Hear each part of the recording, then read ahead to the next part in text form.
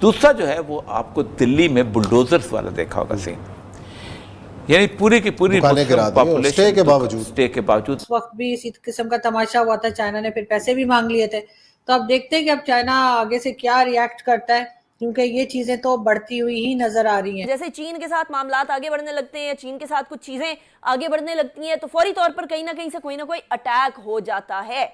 और हमें यह भी मालूम है कि इस तरह की जो ऑर्गेनाइजेशंस हैं उनको सपोर्ट किधर से और कौन से मुमालिक करें। तो कहीं लास्ट में ये तो नहीं होगा कि हम ये सारा मलबा उठाकर और इंडिया के ऊपर डालने की कोशिश की जाएगी कि जी इंडिया की तरफ से कुछ हो गया है। क्या हम ये सियासी भंवर के अंदर फंस के तो नहीं रह गए कि जो बाकी जरूरी मामलात हैं मुल्क के वो पीछे रह गए और हमारी सियासत आगे हो गई? हमारी कौम को आप चेक करें कि वो लोग जिनसे भीख मांग के हम गुजारा करते हैं, हम उन तक को गाली देते हैं। सऊदियों से आप भीख मांगते हो, इमरातियों से आप भीख मांगते हो, ओमानियों से आप भीख मांगते हो, कोई ऐसा बंदा नहीं जिससे आप भीख नहीं मांगते हो। कि देखें इंडिया, वहाँ आज तक कभी सिस्टम डिरेल नहीं हुआ, वहाँ कभी फौज ने वहाँ पर कब्जा ही नहीं किया, वहाँ जमहूरियत की अकदार कमाल की कमाल। जय हिंद दोस्तों, a very warm welcome to Hindustan special channel. एक बार फिर दिल्ली में अवैध कब्जे के खिलाफ बुलडोजर चलने जा रहा है। इसके लिए 12 जगहों की पहचान कर ली गई है। बताया जा रहा है कि सबसे पहले शाहीन बाग और जहांगीरपुरी में बाबा का बुलडोजर चलने जा रहा है। अब दिल्ली में अवैध निर्माण को हटाने के लिए बुलडोजर चलने पर पाकिस्तानी मीडिया पता नहीं क्यों चर्चा कर रहा है। ये भारत का आंतरिक मामला है और पाकिस्तानी मीडिया को इस बात को अच्छी तरह से समझ लेना चाहिए। दूसरी तरफ कराची में हुए आत्मघाती हमले से चीन के तेवर बहुत सख्त नजर आ रहे हैं। पाकिस्तानी मीडिया ये चर्चा कर रहा है कि पहले हुए बम धमाके में चीन ने हमसे मुआवजा मांगा था। अब पता नहीं पाकिस्तान को कितने पैसे चीन को मुआवजे के रूप में देने पड़ेंगे। पाकिस्तानी मीडिया यह भी चर्चा कर रहा है कि ईद के बाद पाकिस्तान के हालात और खराब हो सकते हैं। आज की वीडियो में पाकिस्तानी मीडिया ने और क्या कहा, तो चलिए दोस्तों आज की वीडियो की तरफ चलते हैं। Thank you so much. और ये सब ये जो इस रमज़ानुल मुबारक में हमने देखा कि रोज़ाना एक जत्था है जो कि नमाज तरावी के बाहर खड़ा होकर मुजाहरा कर रहा है, नमाज जुम्मा के मसाजिद को घेरे में लेके मुजाहरे हो रहे हैं। देखें, दो बड़े वाक़यात हुए। एक तो हुआ 2 दिन पहले मध्य प्रदेश में 104 मुसलमानों को NSA के तहत उन्होंने बुक किया है। NSA का मतलब यह है कि you are going for good. उस NSA के तहत आपको कोई मुसलमान उम्मा में से कोई शख्स नहीं बोल रहा कि ये क्या हो रहा है। कोई रिजेंटमेंट तक नहीं करता कि मुसलमानों के साथ पूरी की पूरी उम्मत के बड़े बड़े लीडर खड़े हुए हैं जो कहते हैं हमने पता नहीं क्या क्या कुछ कर दिया, ईरान से लेके सऊदी अरब तक और सऊदी अरब से लेके मलेशिया तक सब कुछ। दूसरा जो है वो आपको दिल्ली में बुलडोजर्स वाला देखा होगा सीन, यानी पूरी की पूरी पॉपुलेशन स्टे के बावजूद कोई भी ऐसी आवाज़ जो मुसलमानों के हक में कभी बोला करती थी अब बोलना बंद हो चुकी है। देखें इंडिया, वहाँ आज तक कभी सिस्टम डिरेल नहीं हुआ, वहाँ कभी फौज ने वहाँ पर कब्जा ही नहीं किया, वहाँ जमहूरियत की अकदार कमाल की कमाल। जैसे चीन के साथ मामलात आगे बढ़ने लगते हैं, चीन के साथ कुछ चीजें आगे बढ़ने लगती हैं, तो फौरी तौर पर कहीं ना कहीं से कोई ना कोई अटैक हो जाता है। और हमें यह भी मालूम है कि इस तरह की जो ऑर्गेनाइजेशंस हैं उनको सपोर्ट किधर से और कौन से मुमालिक करें।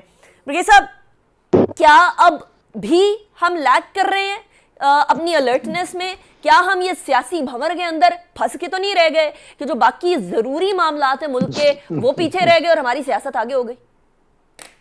अनिका, बात यह है कि जब अनसर्टेनिटी मुल्क में हो, पॉलिटिकली अनरेस्ट हो और एक नई हुकूमत आई हो, अभी उसकी रिट ऑफ गवर्नमेंट कायम ना हुई हो, उसके साथ दूसरी साइड पे हमारे काफ़ी ज़्यादा पॉलिटिकल जो है एक जलसे भी चल रहे हैं, तो इसका सबसे ज़्यादा ऐसी कुव्वतें फ़ायदा उठाती हैं।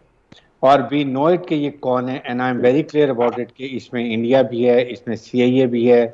जो ममालिक ये चाहते हैं कि हमारे चाइना के से ताल्लुकात ख़राब हो जाए, नंबर 1। नंबर 2, CPEC हमारा कामयाब ना हो। नंबर 3, बलोचिस्तान में अनरेस्ट हो और BRI चाइना का ना बने। हमारी इधर से ये दूसरे साइड्स हैं जितने भी सेंट्रल एशिया से हमारी कनेक्टिविटी ना हो सके। ये वो कुव्वतें हैं जो ये प्रॉब्लम कर रही हैं। और इसके लिए मुझे समझ नहीं आती कि हम, एक तो हमारा नेशनल एक्शन प्लान है, नंबर 2 नेक्टा है। जब तक हम तमाम इंटेलिजेंसीज की इंफॉर्मेशन को कलेक्ट नहीं करते हैं, कोलेट नहीं करते हैं, डिसमिनेट नहीं करते हैं टू द रेलेवेंट क्वार्टर्स, जो इन्फॉर्मेशन आती है उनको हम नई तरीके से चेक कर सकते हैं, तो ये इंसिडेंट होते रहे। चाइना हमारा दोस्त है, चाइना हमारा भाई है, हम इन लोगों को कटहरे में लाएंगे। तो कटहरे में तो पहले भी नहीं लेकर आए सर, वो जो दासू डैम वाले थे उनको भी नहीं पकड़ा जा सका, उस वक्त भी इसी किस्म का तमाशा हुआ था, चाइना ने फिर पैसे भी मांग लिए थे। तो अब देखते हैं कि अब चाइना आगे से क्या रिएक्ट करता है, क्योंकि ये चीजें तो बढ़ती हुई ही नजर आ रही हैं। चीमा साहब, अब कहीं लास्ट में ये तो नहीं होगा कि हम ये सारा मलबा उठाकर और इंडिया के ऊपर डालने की कोशिश की जाएगी कि जी इंडिया की तरफ से कुछ हो गया है?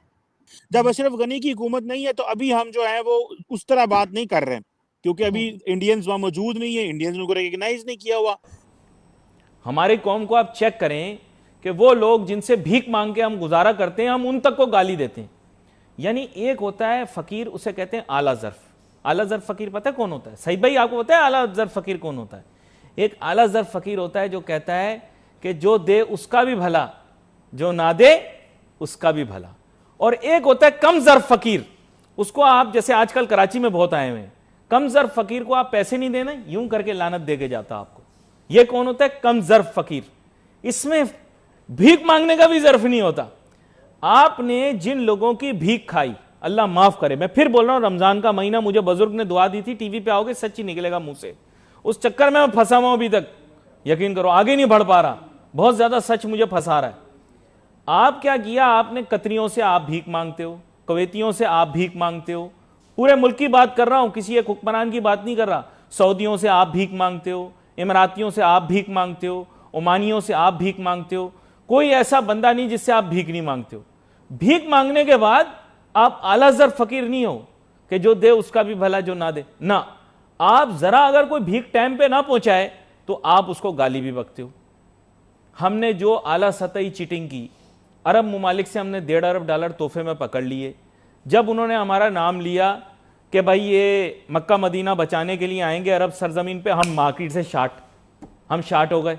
हमने कहा नहीं, मुफाहमत मामला, तब गुलामी नहीं, तब बेशर्मी नहीं, तब कम ज़र्फी नहीं, तब आजाद थे ना। आपने बोला नहीं यार हमारे तो मामलात है, मामला फेम है। अल्लाह का अजाब तो आएगा, जो मक्का मदीना बचाने नहीं जाओगे तो अल्लाह का अजाब तो तुम लोगों पे आएगा, पूरी कौम पे आएगा, बेफिक्र रहो, ऐसी बात नहीं है। मैं कह देता हूं टीवी पे भाई, और किसी में जुर्रत नहीं है। आपको जब बुलाया तो आप नहीं गए, खैर पैसे पकड़ लिया आपने $1.5 अरब। तभी कराची हो, काबुल हो, दिल्ली हो, इस तक के न्यूयॉर्क भी क्यों ना हो, आवाज़ मेरी वहाँ तक गूंजती है। ये एक बात है, मानो बंदा मैं बहुत छोटा सा हूँ, लेकिन कहते हैं ना कि एक छोटी सी चिंगारी जंगल को आग लगा दे।